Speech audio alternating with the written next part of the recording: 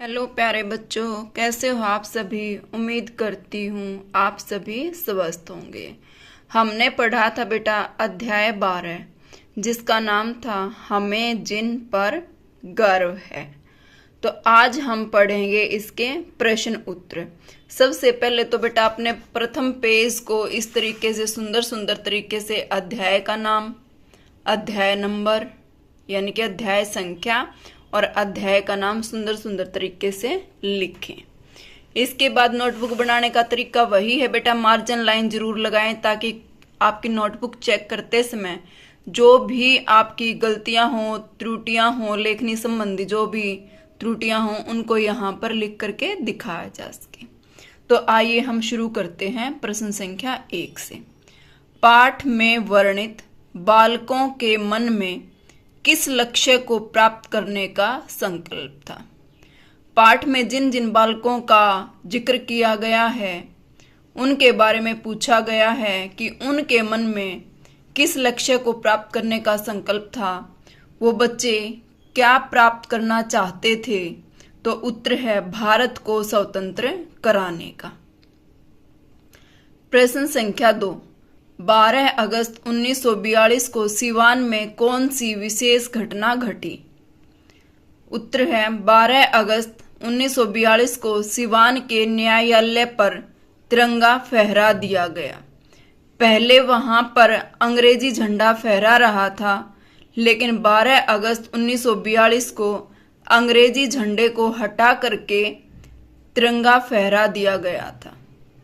प्रश्न संख्या 3, अंग्रेजों भारत छोड़ो व वंदे मातरम के नारे लगाने वाले जुलूस में सबसे आगे झंडा थामे कौन चल रहा था। ये हमने पढ़ा था, ध्यान हो तो आपको। उत्तर है अंग्रेजों भारत छोड़ो व वंदे मातरम के नारे लगाने वाले जुलूस में छात्र बच्चन प्रसाद हाथ में झंडा लिए सबसे आगे चल रहा था। कौन चल रहा था? छात्र बच्चन प्रसाद, 7वीं कक्षा का छात्र था ना ये। प्रश्न संख्या 4, पाठ में कौन से बाल क्रांतिकारियों की चर्चा हुई है। यहाँ पर उनके नाम लिखने हैं हमें, जिन जिन बाल क्रांतिकारियों का जिक्र इस अध्याय में आया है। तो उत्तर है पाठ में बच्चन प्रसाद, छठूगिरी और झगरू शाह नामक बाल क्रांतिकारियों की चर्चा हुई है। प्रश्न संख्या 5, भारतीय अधिकारी शरणचंद्र मुखर्जी से तिरंगा वापस लेने के लिए भीड़ ने क्या तरीका अपनाया। जब सिवान के न्यायालय पर भारतीय झंडा फहरा दिया गया था और अगले दिन यानी कि 13 अगस्त 1942 को जब देखा तो भारतीय झंडे को हटा करके वापस अंग्रेजी झंडा फहरा रहा था, तो भीड़ एकदम से बौखला गई और सभी न्यायालय की तरफ चल पड़े थे उसका घेराव करने के लिए। तो वहां पर एक भारतीय अधिकारी था शरणचंद्र मुखर्जी, उससे भारतीयों ने, क्रांतिकारियों ने झंडा लेने के लिए क्या तरकीब अपनाई उसके बारे में यहाँ पर पूछा गया है। तो उत्तर है भारतीय अधिकारी शरणचंद्र मुखर्जी से झंडा वापस लेने के लिए भीड़ ने उनके दिल में देश प्रेम की भावना को जागृत किया। उनको कहा था ना भीड़ ने कि क्या आप भारतीय नहीं हैं, क्या आपको भारत से प्यार नहीं है।